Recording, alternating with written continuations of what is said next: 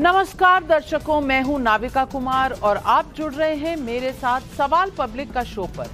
दिल्ली में बैठक तो नीति आयोग के गवर्निंग काउंसिल की होनी है, लेकिन क्या ये बैठक तो बस बहाना बन गई है ताकि अपने अपने राजनीतिक हिसाब किए जा सकें? मैं ऐसा क्यों कह रही हूं? ये गोल गोल घुमाने वाला चक्कर क्या है, इसे जरा समझ लीजिए।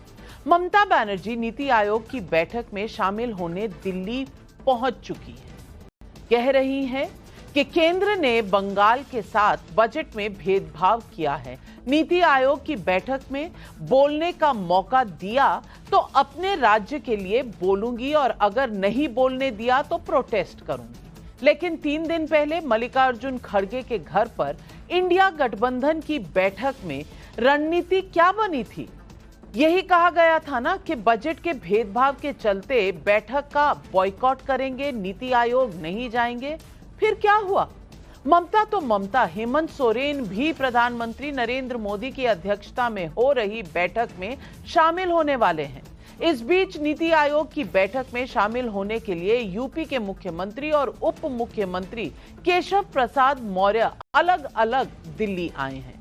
दोनों नेता दिल्ली पहुंचे भी नहीं थे कि उसके पहले से अखिलेश यादव एक्टिव हो गए। पहले कहा, सुनने में आया है कि मौर्य जी मोहरा हैं, दिल्ली के वाईफाई के पासवर्ड है।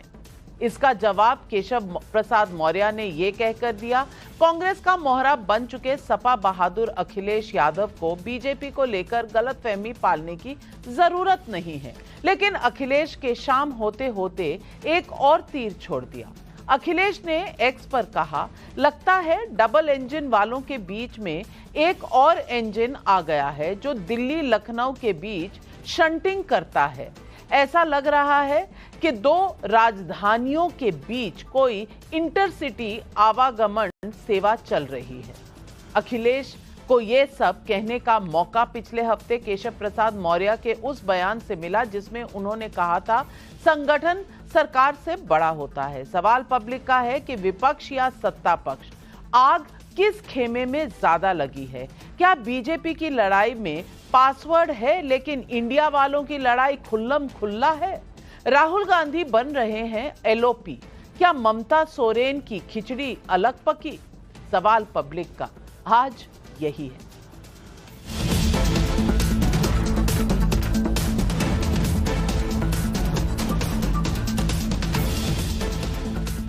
अखिलेश यादव आज अपने बयानों से ये नैरेटिव बनाते रहे कि योगी आदित्यनाथ के खिलाफ बीजेपी का केंद्रीय नेतृत्व केशव प्रसाद मौर्य को इस्तेमाल कर रहा है। लेकिन सोशल मीडिया पर अखिलेश यादव से पूछा जा रहा है कि जब उन्हें आज लखनऊ में अपने मुख्यालय पर संविधान मानस्तंभ लगाया तब 2 लड़कों की जोड़ी क्यों नहीं बनाई, क्यों नहीं दिखे वो एक साथ? जबकि राहुल गांधी लगभग उसी समय लखनऊ से मुश्किल से 150 किलोमीटर की दूरी पर सुल्तानपुर में थे। कहने को तो समाजवादी पार्टी ये कह सकती है कि अमित शाह की मानहानि करने के मामले में राहुल गांधी कोर्ट में अपना बयान दर्ज कराने आए थे, उनके पास समय नहीं रहा होगा। लेकिन सच्चाई ये भी है कि समय भरपूर था। कोर्ट से लौटते हुए राहुल गांधी पहले जूता बनाने वाले व्यक्ति के ठीहे पर रुके, जिसमें कोई दिक्कत नहीं, रुकना चाहिए, जनता से मिजाज जानना चाहिए, बातचीत करनी चाहिए। लेकिन मंच तो अखिलेश यादव जी ने बड़ा सजा रखा था, राहुल गांधी को नहीं बुलाया क्या? फिर भी सब कुछ ठीक है इंडिया गठबंधन में। बाद में सुल्तानपुर में उन्होंने लोको पायलट्स एसोसिएशन से जुड़े रेल कर्मियों से भी मुलाकात की। मतलब राहुल गांधी अलग, अखिलेश भाई अलग। अरे भाई, संविधान को कथित तौर पर बचाने की आपकी लड़ाई तो साझा थी ना। उधर जब लीडर ऑफ ऑपोजिशन राहुल की पार्टी ने इंडिया वालों की बैठक में कहा था कि नीति आयोग की बैठक का बायकॉट करेंगे तो ममता नहीं मानी, वो दिल्ली आ गई। दिल्ली आकर सबसे पहले वो टीएमसी सांसदों से मिली। इसके बाद उन्होंने दिल्ली के मुख्यमंत्री अरविंद केजरीवाल के शीश महल में जाकर उनकी पत्नी सुनीता केजरीवाल से मुलाकात की। उधर उन्होंने नीति आयोग की बैठक को लेकर क्या क्या कहा, आप भी सुनिए। टू रिकॉर्ड आवर वॉइस, আমি জাস্ট যাচ্ছি, কিছুক্ষণ থাকবো, ভয়েস রেকর্ড করতে দিলে রেকর্ড করব, না হলে প্রতিবাদ করব, করে বেরিয়ে আসব। সুতরাং চেষ্টা করব আমার স্টেটের হয়ে কথা বলা, এবং আমি যতদূর জানি হেমন্ত যাচ্ছে, ওর স্টেটের হয়ে কথা বলবে। সুতরাং আমরা on behalf of us will speak for everybody. But do you feel Planning Commission should come back and Yes, NITI Aayog absolutely. They are wrong. ये दिखाने के लिए। सुना आपने, ममता ने कहा हम अपनी ओर से सबके लिए बोलेंगे, लेकिन सबके लिए तो राहुल गांधी बोलते थे ना।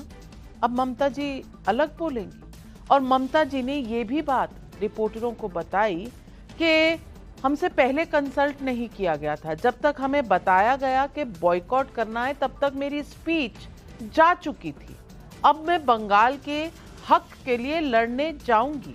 और उन्होंने कांग्रेस का ये एजेंडा भी छीन लिया कि नीति आयोग भंग कर पहले की तरह प्लानिंग कमीशन बनाया जाए। पिछले संसद सत्र में राहुल गांधी ने कहा था कि मैं लीडर ऑफ ऑपोजिशन हूं, तो मैं पूरे विपक्ष के लिए बोलूंगा। समझ में नहीं आता, ऑपोजिशन की कंबाइंड बात बोलेगा कौन?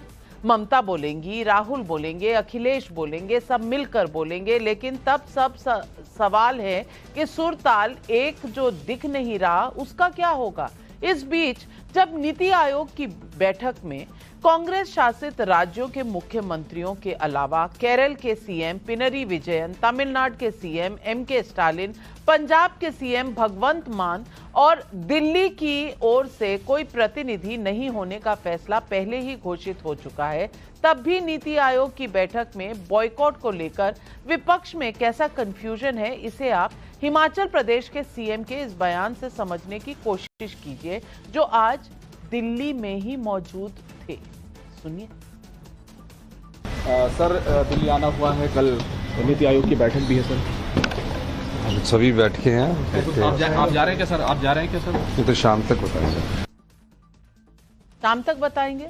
अरे फैसला तो हो गया ना, तो फिर शाम को क्यों बताएंगे? तय है ना कि नहीं है? गजब हाल है।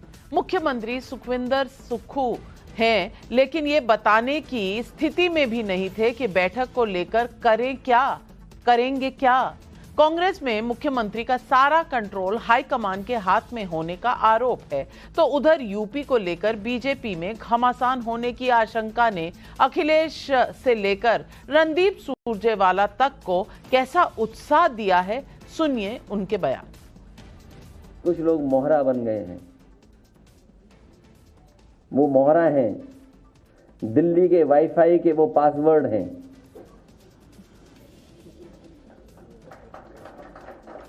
ये नई तरह की टेक्नोलॉजी, तो टेक्नोलॉजी के हिसाब से बोलना पड़ रहा है। आप समझ गए होंगे कौन मोहरा है। सुनने में आया कि मौर्य जी मोहरा हैं, दिल्ली के वाईफाई के पासवर्ड हैं। अगर दिल्ली वाले किसी से मिलते हैं तो लखनऊ वाले भी मिल रहे हैं किसी से। तो बताओ सरकार चलेगी ऐसे? क्या सरकार चलेगी बताओ? और जिन्होंने बिगाड़ा है सब कुछ, क्या वो लोग ठीक करेंगे? देखिए, उत्तर प्रदेश भाजपा और उत्तर प्रदेश भाजपा की सरकार में जूतों में दाल बंट रही है। उप मुख्यमंत्री को दिल्ली बुलाकर ये बताया जा रहा है कि इशारा किया गया कि योगी जी को ठोक दो। अब मुझे नहीं पता ये दिल्ली में प्रधानमंत्री इशारा कर रहे हैं, उप के अमित शाह जी ये इशारा कर रहे हैं या नड्डा जी कर रहे हैं, तो वही जाने, उनका घर है। योगी जी अपने उप मुख्यमंत्री और पार्टी के प्रधान को ठोक रहे हैं। अब लगता है बीजेपी में आपसी बुलडोजर वार चल रही है। वो उस पर बुलडोजर चढ़ाता है, वो उस पर बुलडोजर चलाता है। सवाल पब्लिक का आज यही है, नीति आयोग पर ममता बनर्जी का दाव क्या leader of opposition Rahul Gandhi से दिल्ली का एजेंडा छीन रहा है? अखिलेश ने संविधान मानस्तंभ लगाया, जय संविधान वाले राहुल गांधी को क्यों नहीं बुलाया? योगी और केशव मौर्य दोनों दिल्ली पहुंचे, क्या मोदी से संगठन बढ़ा या सरकार पर कोई बातचीत होगी? अखिलेश मान रहे हैं कि बीजेपी की लड़ाई में पासवर्ड है, लेकिन क्या इंडिया गठबंधन में खुल्लम खुल्ला लड़ाई है? यही सवाल आज पब्लिक पूछ रही है। और इन सवालों के जवाब देने के लिए आज हमारे साथ जुड़ रहे हैं कमलाकर त्रिपाठी, कांग्रेस के नेता हैं, राजकुमार भाटी प्रवक्ता हैं समाजवादी पार्टी के, सबा नकवी वरिष्ठ पत्रकार हैं, हर्षवर्धन त्रिपाठी वरिष्ठ पत्रकार हैं। लेकिन मेरा पहला सवाल जाता है अजय आलोक जी को, जो बीजेपी के राष्ट्रीय प्रवक्ता हैं। और अजय आलोक जी, इंडिया गठबंधन में सुर है ना ताल है, कोई कहीं है कोई कहीं है। पहले राहुल गांधी कहते थे वो सबके बिहाफ पर बोलेंगे, आज ममता जी कह रही हैं वो सबके बिहाफ पर बोलेंगी। इंडी गठबंधन को आना नहीं था नीति आयोग के मीटिंग में, लेकिन ममता जी आ रही है, हेमंत सोरेन आ रहे हैं। चल क्या रहा है, आपको कुछ समझ आ रहा है? देखिए नविका जी, आपने कहा न सुर है न ताल है, उससे भी ज्यादा है कि दिल बड़ा बेचैन है। ये बेचैनी बढ़ती जाएगी, जैसे जैसे दिन बीतेंगे बेचैनी बढ़ती जाएगी। अभी दिल्ली का चुनाव आने दीजिए, झारखंड का चुनाव आने दीजिए, देखिए कितनी जोर जोर से बेचैनी बढ़ती है। ये तो बड़ा स्वाभाविक है ना कि कांग्रेस, देखिए चुनाव के पहले ये मिले थे क्योंकि इनको अस्तित्व की चिंता थी कि अस्तित्व बचेगा कि नहीं। अब तो चुनाव खत्म हो गया है, अस्तित्व अगले 5 साल के लिए बचा हुआ है। चलिए 99 का चक्कर लग गया है, एलओपी भी बन गए, दूसरे 5-5, 4-4 करके आज 37 जीत गए। भ्रम फैला के संविधान खतरे में है तो आरक्षण खत्म हो जाएगा। और हमें जब बोलते हैं ये कि मानसून ऑफर है, मानसून ऑफर है, तब संविधान याद नहीं आता है और संविधान स्तंभ लगाते हैं अपने यहाँ। ये तो है अखिलेश जी, एक हाथ क्या करेगा दूसरे को पता नहीं है। तो खैर हमें उन सब की चिंता नहीं है। जहां तक इनका चरित्र रहा, ये आपस में ही एक दूसरे पे एक पैसे का भरोसा नहीं करते हैं और ये चले थे देश में मिलकर सरकार बनाने। अंत मोदी विरोध के चक्कर में आकर ये साथ में मिले, तब भी ममता दीदी ने कांग्रेस को घुसने नहीं दिया बंगाल में। कम्युनिस्टों से लड़े केरला में, लेकिन आज फिर साथ हो जाएंगे दिल्ली में। तो ये इनके चरित्र को डिफाइन करती है कि ये साथ साथ भी हैं, ये अलग अलग भी हैं। ये कब पलटी मारेंगे, कौन कहां किधर जाएगा, किसी को नहीं पता है। और कांग्रेस की तो आदत है निगलने की, ये सब दल जानते हैं। तो कांग्रेस से एक लिमिटेड दूरी बना के सब चलना चाहते हैं, कांग्रेस के साथ नहीं दिखना चाहते हैं और पार्लियामेंट में फिर साथ भी दिखना चाहते हैं। जब राहुल गांधी ये कहते हैं कि मैं लीडर ऑफ अपोजिशन हूं, मैं पूरे विपक्ष का नेता हूं, आपने शक्ल देखी होती उस समय अखिलेश की, या कम्युनिस्टों की शक्ल देखी होती, या टीएमसी की शक्ल देखी होती, उनके एमपीज की, अभिषेक बैनर्जी खासकर उनकी शक्ल देखी होती। ऐसे ऐसे घूम रहे थे, मैं पूरे विपक्ष का नेता हूं। कहां से नेता बन गए भाई, पूरे विपक्ष का नेता हूं। आती ममता दीदी आपके पास, विपक्ष का नेता हूं। तो ये सब रंगीन ख्वाब देखने के एक से एक, नुसरत मियां को रंगीन ख्वाब आएंगे अभी कुछ दिन और बीतने दीजिए। हम तो इंतजार ही कर रहे हैं ना, कब तो चुनाव बीत गया, ये हार गए, विपक्ष में बैठे रहेंगे। मुझे देखना है कि केकड़ा वृद्धि कब आएगी, केकड़ा शक्ति कब आएगी लोगों में, एक दूसरे को केकड़े की तरह नोचना शुरू करेंगे। बहुत जल्दी देखेंगे हम, आप, हम सब लोग। राजकुमार भाटी जी, केकड़े शक्ति की इंतजार में अजय आलोक हैं, लेकिन मैं पूछना चाहती हूं, पासवर्ड की चिंता है अखिलेश जी को। चलिए अच्छा है, आपकी यहां लड़ाई बिना पासवर्ड के, लेकिन बीजेपी की लड़ाई में आप पासवर्ड ढूंढ रहे हैं। और दूसरी बात, अगर संविधान का इतना बड़ा सेलिब्रेशन था तो राहुल भैया क्यों नहीं बुलाए? दोनों लड़के साइकिल पर बैठकर नजर आते, क्योंकि संविधान बचाने का ही तो पूरा दारो मदार था इस चुनाव में, उसमें भी साथ नहीं आए। और नीति आयोग के मीटिंग में भी अलग अलग लोग, डिफरेंट सुर सब तरफ से आ रहे हैं। भाटी जी, चल क्या रहा है? भारतीय जनता पार्टी में उत्तर प्रदेश में बुरी तरह मारामारी छिड़ी हुई है। एक दूसरे की टांग खींचने में लोग लगे हुए हैं, एक दूसरे को आरोपित करने में लगे हुए हैं। और मुख्यमंत्री योगी आदित्यनाथ के खिलाफ भारतीय जनता पार्टी के अंदर से ही स्वर उठने शुरू हुए हैं और कई वरिष्ठ नेताओं ने उनके खिलाफ खुल के मोर्चा खोल दिया है, जिसमें 7 बार के विधायक जो फतेह बहादुर सिंह भी हैं, और जिसमें एक वो किन्नर आयोग की अध्यक्ष बनाई थी सोनम किन्नर, उन्हें मंत्री का दर्जा दिया गया था, वो खुल के उन्होंने मोर्चा खोल दिया है। योगी आदित्यनाथ की सरकार में भ्रष्टाचार है, सुनवाई हो नहीं रही है, मुख्यमंत्री खुद नहीं सुन रहे हैं, ऐसे में पद पर बने रहने का कोई मतलब नहीं है। इनके कई विधायक, वो एक मोती सिंह हैं, बहुत वरिष्ठ हैं, कैबिनेट मिनिस्टर रहे हैं, उन्होंने कह दिया कि मैंने 45 साल में इतना भ्रष्टाचार नहीं देखा जितना योगी जी के शासन में भ्रष्टाचार है। ये तमाम जो टांग खिंचाई हो रही है, सहयोगियों ने भी विरोधी स्वर बोलने शुरू कर दिए हैं। संजय निषाद ने खुल के बोला कि योगी जी जब बुलडोजर चलाओगे तो वोट कहाँ से मिलेंगे। अनुप्रिया पटेल ने प्रधानमंत्री को पत्र लिखा कि उत्तर प्रदेश में एनएफएस का बहाना लेकर पिछड़े वर्गों को और दलितों को सरकारी नौकरियों में आने से रोका जा रहा है, उनके साथ अन्याय हो रहा है। तो ये जो सारे स्वर अचानक उठने शुरू हुए हैं, क्या ये किसी भी जो भी थोड़ी सी समझ राजनीति की रखता होगा और जो थोड़ी सी भी पत्रकारिता करता होगा, वो सब समझ रहे हैं कि ये किसके इशारे पे हैं? ये लोग अचानक बोलने शुरू नहीं हुए हैं। चुनाव के बाद मुख्यमंत्री मीटिंग बुलाते हैं, दोनों उप मुख्यमंत्री उससे गायब हो जाते हैं, वो दिल्ली चले जाते हैं। उप मुख्यमंत्री बीजेपी के ऑफिस में मीटिंग बुलाते हैं कोर कमेटी की, उसमें मुख्यमंत्री नहीं आते। क्या इन चीजों को लोग समझ नहीं रहे हैं? क्या ये जो मारामारी बीजेपी में चली हुई है इसे लोग समझ नहीं रहे हैं?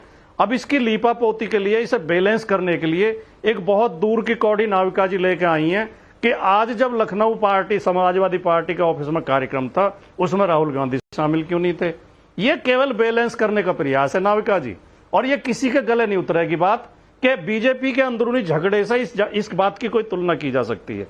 वो समाजवादी पार्टी का अपना कार्यक्रम था, वो इंडिया गठबंधन का कार्यक्रम नहीं था। चाहे राहुल गांधी जी रायबरेली में थे, चाहे वो लखनऊ में भी होते, वो समाजवादी पार्टी के मुख्यालय में समाजवादी पार्टी का कार्यक्रम था, पार्टी के, और कोई बहुत बड़ा कार्यक्रम नहीं था। जैसे आपने कहा कि बड़ा मंच सजाया, वो पार्टी के ही लोहिया सभागार में छोटा सा कार्यक्रम था, पार्टी के कुछ नेता उसमें उपस्थित थे। उसमें हमने आरक्षण दिवस, क्योंकि आज के दिन 1902 में छत्रपति साहू जी महाराज ने आज के दिन पहली बार इस भारत में आरक्षण की व्यवस्था की थी, दबे कुचले कमजोर पिछड़े वर्गों के लिए।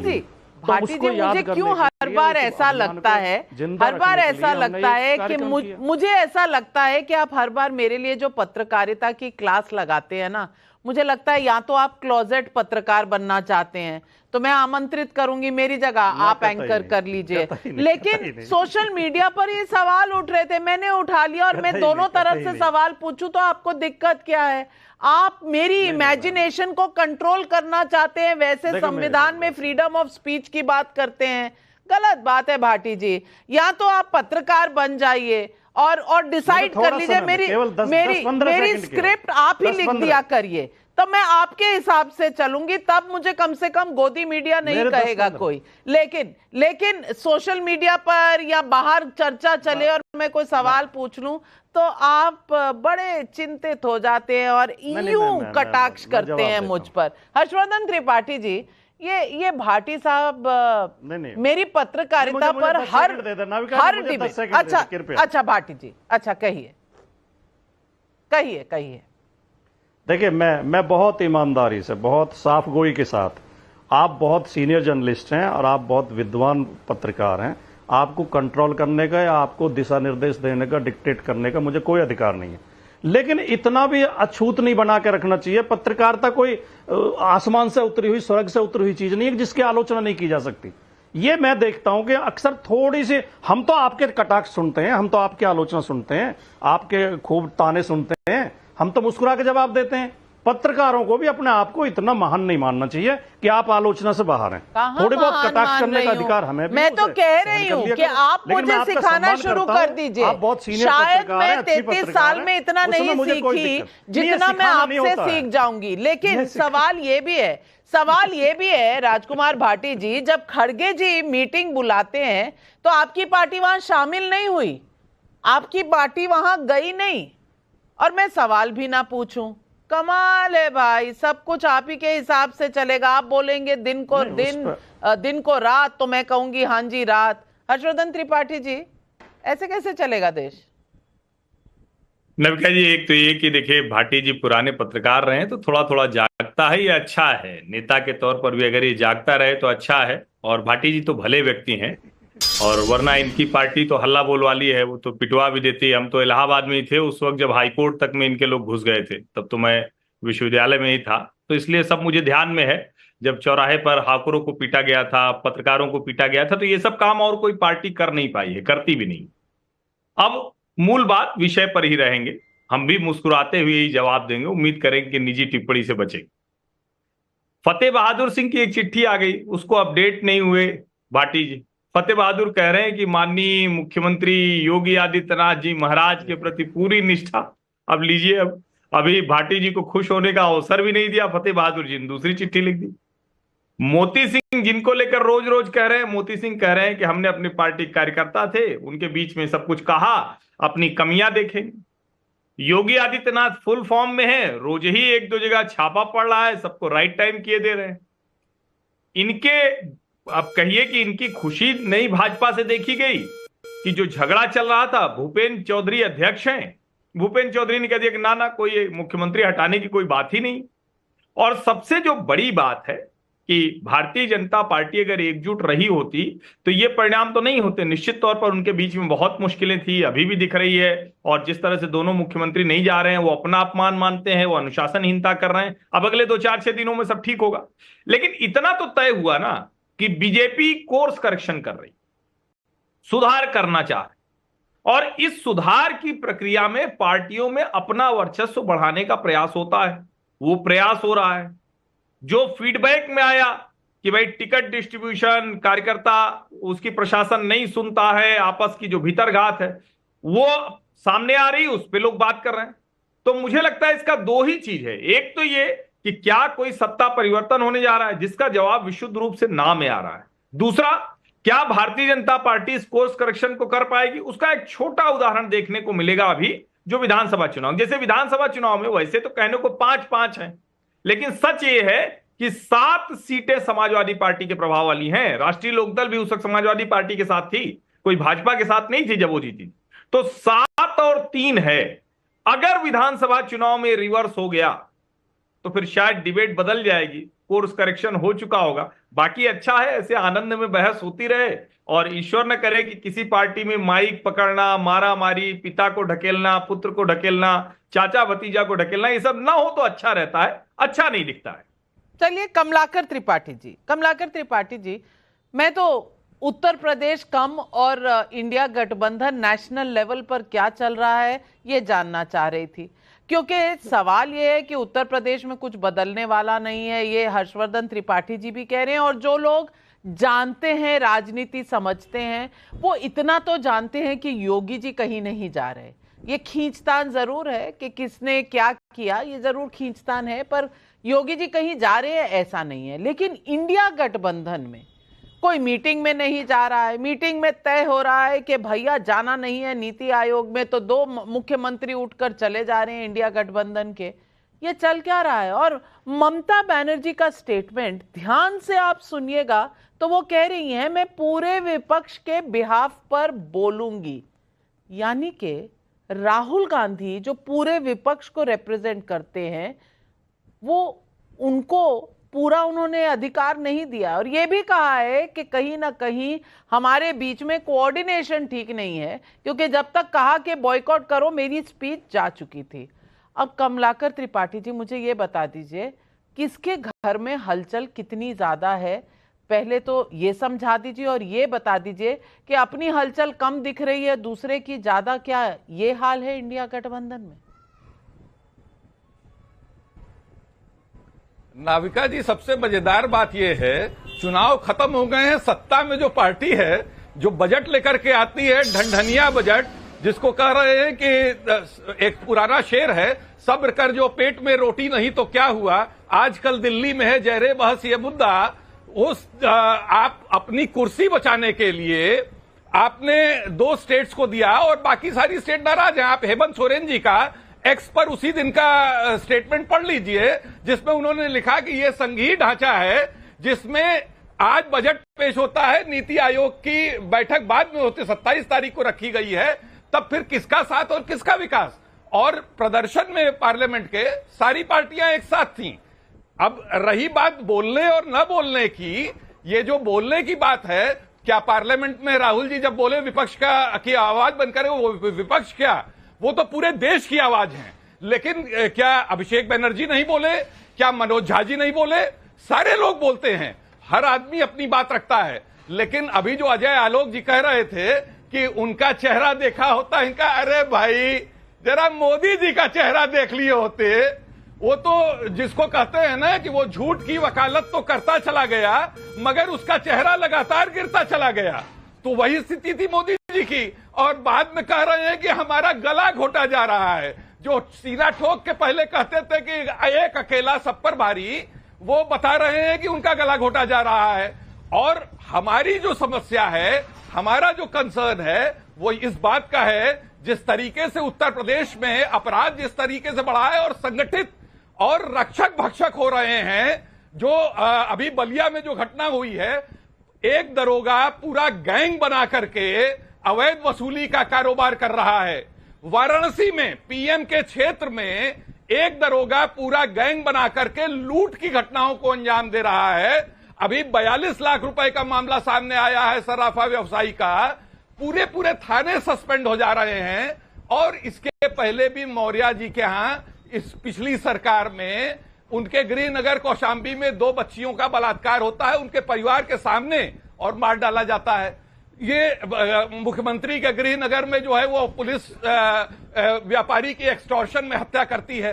ये जो और अनुप्रिया पटेल जी का अभी भाटी जी ने बताया ही तमाम सारे लोगों का है। लेकिन नहीं नाविका जी, बात इस बात की है कि ये जो स्थितियां बन रही हैं, आप सिर्फ अपनी सत्ता बचाने के लिए जो पूरे देश को निगलेक्ट कर रहे हो, नारा आप देते हो सबका साथ सबका विकास का, आप जीएसटी की जो कट है उत्तर ये स्टेट्स का, वो तक उनको नहीं देते, उनका डेवलपमेंट प्रभावित होता है। और अगर उसमें 2 मुख्यमंत्री या 4 मुख्यमंत्री अपोजिशन के भी जाकर के अपनी बात रखते हैं। मैं आपको 2005 की एक घटना बताना चाहूंगा। नहीं पूरी 2005 पे अगर आप ना जाएं तो मैं अजय आलोक जी से सवाल का जवाब ले लेती हूँ। अजय आलोक जी, एक खबर दो आ रहे हैं मुख्यमंत्री। कमलाकर जी आप कंटिन्यूअसली 7-8 मिनट तो नहीं बोल पाएंगे ना। ये डिबेट का डिसिप्लिन ऐसे नहीं होता। मैं आऊंगी ना दोबारा आपके पास, ना आप कहीं जा रहे हैं ना मैं कहीं जा रही हूं। 5 साल आप भी यहीं, 5 साल मैं भी यहीं। अजय आलोक जी, इतने सवाल उठाए कमलाकर त्रिपाठी जी ने, राजकुमार भाटी जी ने, सबके जवाब दिए। फिर सिचुएशन बदल जाएगी नाविका जी। हम सत्ता पक्ष में होंगे और वो देखिए नाविका जी, अभी एक खबर आई है, उत्तर प्रदेश से ही खबर आई है। राहुल गांधी कोर्ट से निकलने के बाद जहां पे जूता बनाने वाले के घर पे गए, वहां उन्होंने एक बड़ी मजेदार बात कही। भाटी जी को भी बहुत मजा आएगा सुन के, कि 2027 में कांग्रेस पार्टी की तरफ से मुस्लिम मुख्यमंत्री उम्मीदवार होगा अगर कांग्रेस को एब्सोल्यूट मेजॉरिटी आई। भाटी जी मजेदार, मैं क्या बोलूं, मैं तो सिर्फ हंस ही सकता हूं ना। गठबंधन का कमलाकर त्रिपाठी जी इतना भी बाय बाय बोल रहे थे मुझ पे। आप लोगों मुस्लिम मुख्यमंत्री बनाएंगे उत्तर प्रदेश में, राहुल गांधी के हैं बोल। नहीं चलते ना। अरे एक मिनट सुनिए यार भाई, सुनिए ना। अपने टाइम में बोलिएगा, अपने समय में बोलिएगा, अपने समय में बोलिएगा। कमलाकर जी अपने समय में प्लीज। ममता बनर्जी ने कहा, जी बोले। ममता बनर्जी ने कहा कि मैं पूरे विपक्ष की ओर से बात करूंगी। हाउस के बाहर ममता बनर्जी कहती है मैं पूरे विपक्ष की तरफ से नीति आयोग में बोलूंगी। बहुत अच्छी बात है। हाउस के अंदर लोकसभा में राहुल गांधी कहते हैं मैं लीडर ऑफ ऑपोजिशन हूं, मैं पूरे विपक्ष का नेता हूं, मैं कांग्रेस पार्टी का सिर्फ नेता नहीं हूं। मुंह उसी वक्त बन जाते हैं, नहीं कोई आवाज नहीं। भारतीय जनता पार्टी पे भाटी जी ने इतने सवाल उठाए, कोई मंत्री का नाम बताया, कभी किसी का नाम बताया, कोई विधायक का नाम बताया। अरे आज की का प्रेस कॉन्फ्रेंस हमारे भूपेंद्र चौधरी का आप सुन लेते हमारे प्रदेश अध्यक्ष का, तो आपको क्लियर हो जाता।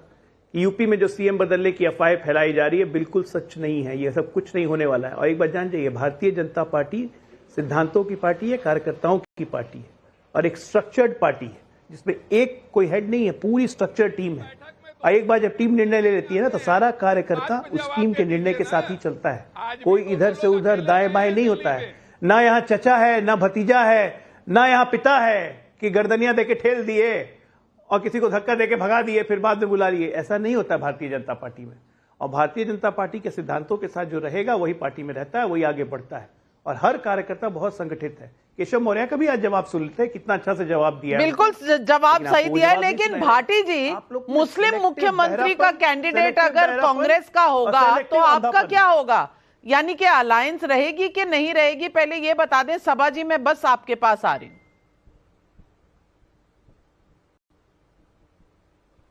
नहीं, कांग्रेस राहुल गांधी जी ने क्या बयान दिया, मैंने पहली बात तो बयान सुना नहीं है। किन परिस्थितियों में या किस सवाल के जवाब में या किस संदर्भ में दिया है, उसे समझने के बाद ही कुछ कहा जा सकता है। लेकिन अगर राहुल गांधी या कोई और भी या कोई पार्टी ये कहती है कि मुस्लिम मुख्यमंत्री होगा, तो कुछ इसमें कुछ गलत तो है नहीं। मुसलमान भी तो इसी देश के नागरिक हैं, उनका भी तो हक है। तो ये कहना, मैं इसलिए इसका जवाब नहीं दे सकता कि मैंने वो बयान देखा नहीं है, पढ़ा नहीं है, और क्या कैसे बयान दिया उन्होंने, अपनी तरफ से बयान दिया है या किसी ने सवाल पूछा था या क्या संदर्भ था, क्या प्रसंग था, ये तो उसे समझ के ही कहा जा सकता है, इस पर टिप्पणी की जा सकती है। चलिए आप नहीं, आप डिक्टेट करोगे समाजवादी पार्टी की तरफ से सबा नकवी जी उत्तर प्रदेश में उठापटक चल रही है, वो सब देख रहे हैं, और बीजेपी जो भी कहे, जिसका भी स्टेटमेंट सुन रहे, कुछ ना कुछ तो चल रहा है। वो समीक्षा हो रही है, किस तरह के चुनाव में नतीजे आए या आगे की रणनीति बन रही है, अपनी जगह पर है। लेकिन इंडिया गठबंधन में क्या सब कुछ सही चल रहा है, ये आपको दिख रहा है? नविका जी, सबसे पहले क्योंकि मैं थी जब ममता बनर्जी जब आई, तो एकदम से लास्ट मिनट कुछ पत्रकारों को उन्होंने वहां बुलवाया आया। तो आप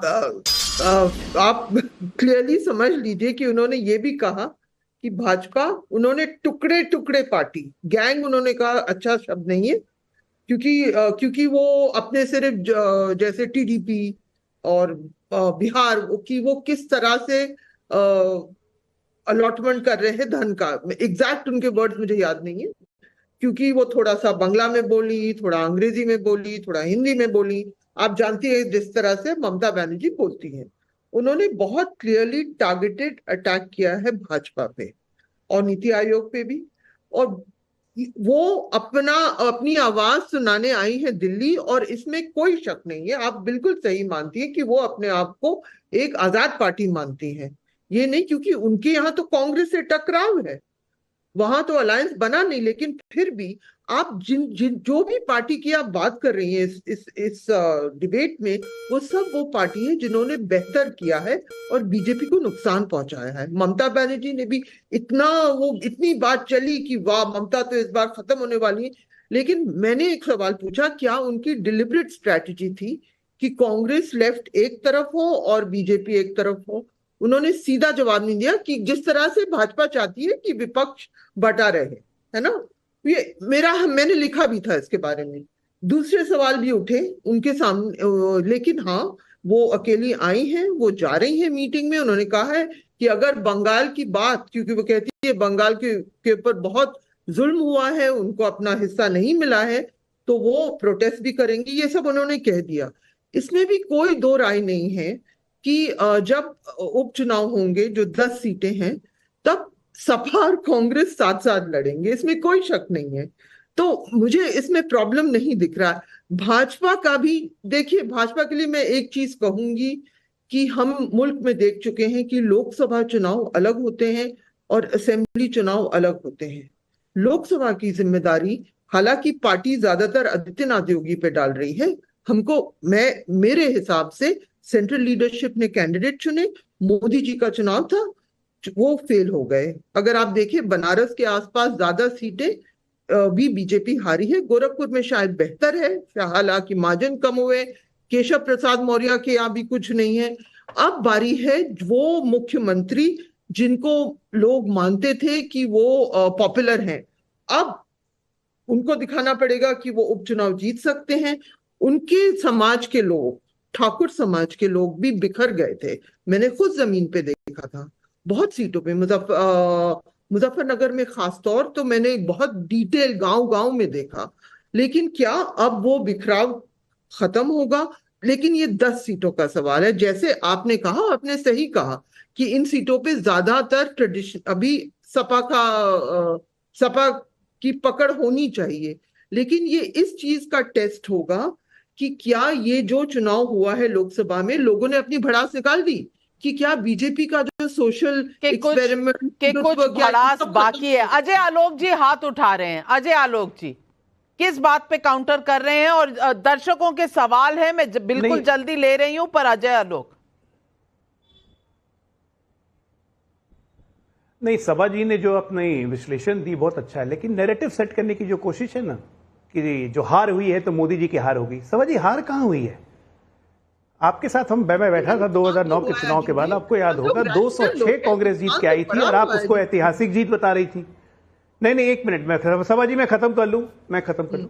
206 जब कांग्रेस जीत के आई थी 2009 में, आपने उसे कहा था ऐतिहासिक जीत है, कांग्रेस अकेले 206 आई है, 1984 वाले दिन लौटने वाले हैं कांग्रेस के, और आज हम 240 जीत के सबसे बड़ी पार्टी बने हुए हैं और आप इसको मोदी की हार बता रही है। लगातार तीसरी बार प्रधानमंत्री बन रहे हैं, चुनाव पूर्व गठबंधन एनडीए फुल मेजॉरिटी के साथ मौजूद है, सारा काम कर रहा है, देश खुश है, देश ने मोदी जी को चुना है। आप नैरेटिव बना रही है कि मोदी हार गए, यही नैरेटिव की एक तो यूपी की बात कर रही है अजय आलोक जी, और दूसरा आपका कंपैरिजन हमेशा 400 के नारे से ही देखा जाता है। 400 का नारा लगाएंगे और 240 पे आएंगे तो लोग ये सवाल उठाएंगे। तो 400 नहीं आया तो हम हार गए? नहीं, 400 नहीं आया तो हम हार गए। 400 नहीं आया तो हम हार गए नविका जी। मोदी जी तीसरी बार प्रधानमंत्री बने, पूर्ण बहुमत से एनडीए की सरकार है, 293 की सरकार है। अभी बजट के बाद जब फ्लोर टेस्टिंग पे वोटिंग होगा तो देखिएगा 300 से प्लस होगा। मोदी की गारंटी को कहां गया? अरे ये तो 99 के चक्कर में लटके हुए हैं, लगातार 3 चुनाव में 100 का आंकड़ा नहीं क्रॉस कर पा रहे हैं। देखिए चिल्ला रहे हैं, अब नैरेटिव बनाने की कोशिश कर रहे हैं, विमर्श बनाएंगे। पिछले 50 साल को जोड़ लीजिएगा तो 289 सीट्स थी। बैठिए आराम से, 5 साल झुंझुना बजाइए अभी बैठ के। अभी कुछ नहीं होने वाला, अभी और गर्त में मिलिएगा। बैसाखियों पर हैं और उसी बैसाखी को बचाने के लिए 2 स्टेट्स को देते हैं। नैरेटिव बना लिया एक बार, नैरेटिव बना लिया, अब नहीं बनेगा। सारी चीजों का ठीक है ना, बना दिया, कुछ ना कुछ आप देते ही रहेंगे। मुस्लिम मुख्यमंत्री दिया ना अभी उत्तर प्रदेश को, अभी अब बहुत चीज दीजिएगा, पूछेगी आपसे दीजिएगा। हम अरे आप तो ना 3 महीना 13 में भाई उत्तर प्रदेश आपकी अभी तो समाजवादी पार्टी के बिना उत्तर प्रदेश में समाजवादी पार्टी को चिढ़ाने के लिए बोल रहे हैं कि मुस्लिम मुख्यमंत्री देंगे। पूरा आपका पुलिस प्रशासन फेल हो चुका है, हो जाएगी। एक भी सीट आपके थाने के थाने सस्पेंड हो रहे हैं, एक भी सीट आपके दरोगा, आपके एसपी लूट और हत्या में पाए जाते हैं। नहीं बोलने आप लोग एक भी सीट पूरी नहीं तरह मिलेगी। से फेल हो चुके, हर तरफ से भय भूख और भ्रष्टाचार का माहौल है। हाँ, आपके कहने से इसीलिए योगी जी दूसरी बार सत्ता में आए, इसीलिए मोदी जी तीसरी बार प्रधानमंत्री बन गए। चलिए, पब्लिक के बहुत से सवाल हैं। कश्यप वैद्य का वडोदरा से सवाल है, जो मोबाइल लैपटॉप चलता है उसमें पासवर्ड होता ही है, इंडिया गठबंधन का तो मोबाइल लैपटॉप चला ही नहीं, तो पासवर्ड कहां से होगा? भाटी जी जवाब दे दीजिए। नहीं, ये बात अभी थोड़ी देर पहले अजय आलोक जी ने भी कही और ये जो सवाल पूछ रहे हैं वडोदरा से वो भी यही बात कह रहे हैं। इंडिया गठबंधन का क्यों नहीं चला? इंडिया गठबंधन ने बहुत शानदार प्रदर्शन किया, अच्छा वोट हासिल किया। भारतीय जनता पार्टी की 63 सीटें कम हुई हैं पूरे देश में। मोदी जी की जीत का अंतर 1 तिहाई रह गया है। लेकिन निकले तो आप सरकार बनाने थे, सरकार तो नहीं बनी ना, बैठे तो विपक्ष में ही है। हर्षवर्धन त्रिपाठी, ये बात बोलने से कतरा क्यों जाते हैं इंडिया गठबंधन की पार्टियां? देखिए, मुझे लगता है नविका जी राजनीतिक तौर पर वो कोशिश की है जिसके लिए इस गठजोड़ का, और मैं इंडिया तो नहीं कह सकता हूं, किसी भी विपक्षी गठजोड़ को देश का नाम देना, वो कल टूटेगा, पिटेगा, एक दूसरे को गाली देगा, तो ये मतलब मैं ये अपराध नहीं कर सकता हूं। ये पाप है जो अगर किसी गठजोड़ को, कोई राजनीतिक दल को कोई देश का नाम दे तो। लेकिन मूल बात समझिए, बड़ी ताकत लगाई आप जिस तरीके भारतीय राजनीति में इस तरह का प्रयास करके, जो पूरे इस तरह का प्रयास करके जो हर तरह के नीति का भी एक एक्रोनिम है और नीति आयोग को आपने मजाक बना करके रख दिया है। तो अगर आप कमलाकर जी, हर्षवर्धन त्रिपाठी जी बोल रहे हैं ना, वो बोल लें, फिर मैं आपको समय देती हूँ। त्रिपाठी जी बोल रहे हैं तो जो बोल रहे हैं उसी पे बोल रहा हूँ। जो बहुत मेहनत करके, और कई बार होता है कि आप लगातार बहुत कुछ करते जाएं, बहुत मेहनत करके, सारी कोशिशें करके भी आप सफल न हो पाए तो फिर मुश्किल होती है। तो आपको लगता है कि नहीं, जिसको सफलता मिली वो तो हम स्वीकार नहीं करेंगे। स्वीकार तो 2014 से नहीं कर रहे थे, लेकिन लोकतंत्र में यही तरीका होता है, आपको सम्मान के साथ स्वीकार करना चाहिए। नीति आयोग की बैठक में सारे मुख्यमंत्रियों को जाना चाहिए, जाके अपना हिस्सा मांगना चाहिए और उस हिस्से के आधार पर अपने राज्य का विकास करना चाहिए। लेकिन जब आप बजट के पहले होनी चाहिए, राजनीति का अखाड़ा बना दें, अब देखिए कमलाकर जी के पास तो कुछ और है नहीं, तो आवश्यकताएं देखी जाती है लेकिन जिसको राज्य की सरकार चलाने के लिए जनता ने आदेश दिया हो, अगर वो भी इनकी तरह व्यवहार करने लगे तो ये दुर्भाग्यपूर्ण है। तो ये निश्चित तौर पर कमलाकर त्रिपाठी जी, मेरा आपसे सीधा सवाल है, अगर आपके राज्यों को नहीं मिला है अपना हक, तो हक मांगने जाने से आप डरते क्यों हैं? आपकी पार्टी का यही रहा है कि हम बाहर स्ट्राइक करेंगे, अंदर बोलेंगे नहीं, जहां हक माना जाना चाहिए। हम पार्लियामेंट में बहुत शोर मचाएंगे, लेकिन सवाल पूछेंगे, पार्लियामेंट रोकेंगे, लेकिन सवाल पर जब जवाब दे रहा है कोई, तो हम वॉकआउट कर जाएंगे। ये राजनीति अब जनता नहीं देखना चाहती। जनता कह रही है कि आप सवाल तो सही उठा रहे हैं, लेकिन सुन लीजिए और उसके बाद कंस्ट्रक्टिव क्रिटिसिज्म भी कीजिए। ये आप क्यों नहीं करते? सवाल गलत है। जब ऐसे भागते हैं मुझे लगता है कि सवाल गलत मुझे बोल लेने दीजिए। इसलिए फंस के भागते हैं। आयोग पहले बजट के पहले मीटिंग करता था, राज्यों की आवश्यकताएं लेता था और उसको फिर बजट में समाहित किया जाता था। पिछले साल भी नीति आयोग की मीटिंग में आपके 8 मुख्यमंत्री विपक्ष के नहीं आए थे, तो आप आना चाहते नहीं है, डिस्कस कुछ करना नहीं चाहते, हो हल्ला करना चाहते हैं, इससे देश थोड़ी आगे बढ़ेगा। अतुल कुमार सोनी का बिलासपुर छत्तीसगढ़ से सवाल है, यूपी में बीजेपी अपनी हार का कम से कम गंभीरता से मंथन तो कर रही है। कांग्रेस मध्य प्रदेश, गुजरात, दिल्ली, ओडिशा में फेल हुई अपनी शर्मनाक हार का मंथन क्यों नहीं करती? सुन लीजिए, पब्लिक पूछ रही है कमलाकर त्रिपाठी जी। शंकर लाल राठौर का देवस मध्य प्रदेश से सवाल है, आज यूपी में बीजेपी की अनबन दिख रही है, लेकिन चाचा भतीजा की अनबन और पिता से भरी सभा में माइक छीनना क्या था? पीयूष अहाया का राजकोट से सवाल है, ये इंडिया गठबंधन वालों को अपने घर में लगी आग से क्या कोई मतलब नहीं है? क्यों एनडीए के घर में हुए झगड़े पर आनंद ले रहे हैं? भाटी जी जवाब दीजिए, पहले अपना घर देख लीजिए। और कह रहे हैं लोग कि बीजेपी तो मंथन तो कम से कम कर रही है, क्या कांग्रेस पार्टी, समाजवादी पार्टी में कोई मंथन चल रहा है?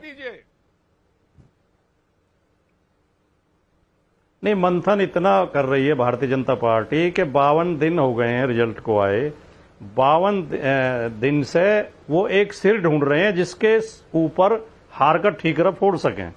उन्हें ऐसा सिर नहीं मिल रहा जिसके ऊपर हार का ठीकरा फोड़ सकें। कि दिल्ली योगी आदित्यनाथ के सिर पर ठीकरा फोड़ना चाहती है, योगी आदित्यनाथ अमित शाह के सिर पर ठीकरा फोड़ना चाहते हैं, अमित शाह आरएसएस के ऊपर ठीकरा फोड़ना चाहते हैं। भारतीय जनता पार्टी के अंदर से, जैसे शुरू में मैंने कहा था, अलग अलग स्वर आ रहे हैं। कोई कह रहा है कि आरएसएस के लोगों ने टिकट बेच दिए, कोई कह रहा है कि दूसरी पार्टियों से आए हुए लोगों को टिकट दिए गए, बीजेपी के समर्पित कार्यकर्ताओं को कोई पूछ नहीं हुई, कोई कह रहा मुख्यमंत्री की सलाह नहीं ली गई। तो ये मंथन भारतीय जनता पार्टी में चल रहा है। आलोक जवाब दे। राजनीति के लिए आप उचित समझती हैं तो ठीक है। बड़ी भारतीय जनता पार्टी की चिंता है भाटी जी। अरे क्यों दुबले हो रहे हैं भारतीय जनता पार्टी की चिंता करने में? एक बार तो 10 साल के बाद आपका फांका टूटा है, 37 सीटें मिल गई, तब भी अपने बेस्ट परफॉर्मेंस को छू नहीं पाए। क्यों मिली है ये आप भी जानते हैं बहुत अच्छी तरह से। आप खुद ही बताइए, नकाट की हंडी अब दोबारा चढ़ आ जाती है रात को, आरक्षण के लिए दोबारा जाएंगे? आरक्षण नहीं, आरक्षण खत्म हो जाएगा। हाँ, संविधान फिर बचाने जाएंगे, संविधान बचाने जाएंगे और मानसून की सरकार बनवाएंगे, तो आपका तो चेहरा और चरित्र धीरे धीरे सब सामने आ जाएगा। देखिए, लोग पछता रहे हैं, ठीक है ना, जो आपको इतनी सीटें दे दी, लोग पछता रहे हैं उत्तर प्रदेश में भी कि क्यों इतनी सीटें दे दी। लोगों को पता चल रहा है, हम बताएंगे ना। मैंने कहा ना, विमर्श कर रहे हैं, जो पछता रहे हैं। एक बार आपका विमर्श चल गया, नैरेटिव का खेल है, अब ना चलेगा, अब ना चलेगा, अब ना चलेगा। आप कितना भी बनाते रहिए, हमने बहुत शानदार प्रदर्शन किया। अरे क्या शानदार प्रदर्शन किया? 99 पे कांग्रेस रुक गई, 37 पे आप रुक गए। आपको स्ट्रैटेजी समझ ही में नहीं आ रही है। ममता बनर्जी बोलती है इंडिया मैं हूं, जाके अरविंद केजरीवाल के यहां स्ट्रैटेजी बनाती हैं, अखिलेश को पहले बुला लेती हैं। कितने नंबर हो गए? 37, 29, 3 हेमंत सोरेन, 3, 3, 6, 72 तो वो भी निकल जा रहे हैं। और कौन कहां जाएगा कहां नहीं जाएगा, या आप मुझसे बेहतर जानते हो इन दलों को। मुझे क्या बोलने की जरूरत है? हमें जो एडवाइस कर रहे हैं तो आप तो हमारे यहां देख चुके हैं। दल से ऊपर देश होता है, देश के बाद हम दल को मानते हैं। जो दल से बाहर जाता है, दल की लाइन से जाता है बाहर, वो भारतीय जनता पार्टी का नहीं हो सकता है। तो कोई ना दल से बाहर जा रहा है, ना देश के ऊपर मान रहा है। बीजेपी यही है, और सब कोई संगठन के हिसाब से लेकिन सुरताल की तो चिंता है ना सबको। राग अगर बनना है तो सुर और ताल दोनों की चिंता करनी पड़ेगी ना अजय आलोक जी। इस सवाल से तो आप भी भाग नहीं सकते, छुप नहीं सकते। जेटीआर नायर का कोच्चि से सवाल है और कोच्चि में भी नव भारत को देखा जा रहा है। आज अखिलेश यूपी में भ्रष्टाचार का आरोप लगा रहे हैं, लेकिन अखिलेश के समय यूपी के अंदर साइकिल ट्रैक बनाने में कितना खर्च हुआ था, आज उस ट्रैक की क्या स्थिति है, ये पूछ रहे हैं। पीयूष करम्बलेकर का बिलासपुर से सवाल है, चुनाव हो गए पर इंडिया अलायंस का कोई संयोजक नहीं बन पाया, क्या यही वजह है कि हर बार जब इस अलायंस की नंबर की स्ट्रेंथ दिखाने की बारी आती है तो एक दो दल खुद को अलग या किनारे कर लेते हैं? अतुल खमार का अहमदाबाद से सवाल है, अगर इंडिया गठबंधन एक ही है तो इनके अलग अलग प्रवक्ता डिबेट में क्यों आते हैं? समाजवादी पार्टी का अलग, कांग्रेस का अलग, तृणमूल का अलग। अरे भाई साहब, इसका जवाब तो मैं दे देती हूँ क्योंकि मैं आमंत्रित करती हूँ और वो अपना आशीर्वाद और अपने व्यूज शेयर करने आपके साथ आते हैं, तो कम से कम ये सवाल तो आप उनसे मत पूछिए, मुझसे पूछिए, क्योंकि आमंत्रित मैं करती हूँ। लेकिन सबा नकवी जी, यूपी में चल रहा है मंथन, आपको भी पता है बीजेपी आसानी से हार स्वीकार करती नहीं, हारना चाहती नहीं, जद्दोजहद पूरी करती है। और अगर इस तरह का जैसे इस बार नतीजा आया है तो वो रूट ऑफ द प्रॉब्लम तक जाने वाली पार्टी है। अब वो तो ये कर रही है। इंडिया अलायंस में क्या सब कुछ सही चल रहा है? क्योंकि संयोजक भी, कन्वीनर भी आज तक डिक्लेयर नहीं हुआ। क्या विपक्ष को ये नहीं सोचना चाहिए? नविका जी, मैं एक बात कह दूं कि बीजेपी के लिए जो गंभीर समस्या यूपी को लेकर, अजय जी मैं सिर्फ यूपी की बात कर रही हूँ, मैं इंडिया की बात, अलायंस नहीं, मैं हिंदुस्तान, भारत, आप जो भी शब्द आप उसकी बात नहीं, मैं उत्तर प्रदेश की बात कर रही हूँ। जो गंभीर समस्या है, हमने जिक्र नहीं किया, वो है अनुप्रिया पटेल का खत, वो है निषाद जी का रिमार्क। ये बीजेपी के खुद के सहयोगी वो ये कह रही हैं कि आरक्षण नहीं दिया जा रहा है ओबीसी और दलित को। ये गंभीर समस्याएं ये होंगी, इस पर चुनाव लड़े जाएंगे। तो ये सब चीजें हैं। इंडिया का अभी चैलेंज तो अब महाराष्ट्र में है। अब वहां पे आप अगर हम बात करें कि क्या सारे वो महाविकास अघाड़ी वाले साथ लड़ेंगे, ये सब सवाल हो सकते हैं। अभी तो जिस तरह, इसमें कोई शक नहीं है कि इंडिया अलायंस में ऐसी पार्टीज हैं जो नहीं मानती हैं कि कांग्रेस उनसे बड़ी पार्टी है, साइकोलॉजिकली, है ना। इसमें कोई मैं बिल्कुल नहीं कह रही हूँ। और ये भी सच है कि ममता बनर्जी भी अपनी आजादी से अखिलेश से मिल रही हैं। देखिए, ये जो कुछ हुआ है, ये यूपी में जो झटका लगा है, अखिलेश से मिल रही हैं और अखिलेश जी जगन रेड्डी से मिल रहे हैं, जिनकी जानी दुश्मनी है कांग्रेस पार्टी से। भैया, चल क्या रहा है? ये जलेबी कौन सी है जो गोल गोल घूम रही है, जिसका सिरा कोई मिल नहीं रहा है? जलेबी कह लीजिए, नूडल्स कह लीजिए, सेवैयां कह लीजिए, कुछ ना कुछ कहीं ना कहीं चल रहा है। मंथन बीजेपी में और इंडी गठबंधन में कहीं ना कहीं जलेबी पक रही है। राजनीति दाव पेच का खेल होता है, लेकिन जब राजनीति में उठापटक इतनी बढ़ जाए कि जनता का एजेंडा पीछे छूटने लगे तो वो राजनीति अपना मकसद खोने लगती है। नीति आयोग की बैठक जनता के लिए है। अगर केंद्र से विपक्ष को कोई मतभेद भी है तो उसका बॉयकॉट कर जनता के अधिकारों को नहीं छीना जाना चाहिए। और इस मुद्दे पर ही अगर विपक्ष एकजुट नहीं रहेगा तो कैसी विपक्षी एकता? और उधर लोकसभा चुनाव में यूपी ने जो जनादेश दिया है उसे बीजेपी के सभी नेताओं को स्वीकार करना चाहिए। आपस में एक दूसरे की कमी निकालने की कोशिश में आप ही कमजोर होंगे और जनता का एजेंडा पीछे भी छूटेगा और जनता सब समझ जाएगी, क्योंकि जनता बस बहुत समझदार है। जिस तरह का इस बार वर्डिक्ट आया है उससे कम से कम ये तो पूरी दुनिया समझ गई है। आज बस इतना ही, लेती हूं आपसे इजाजत और अपने तमाम पैनलिस्ट का धन्यवाद करती हूं। नमस्कार। For more of such videos do like, share and subscribe to ET Now Swadesh।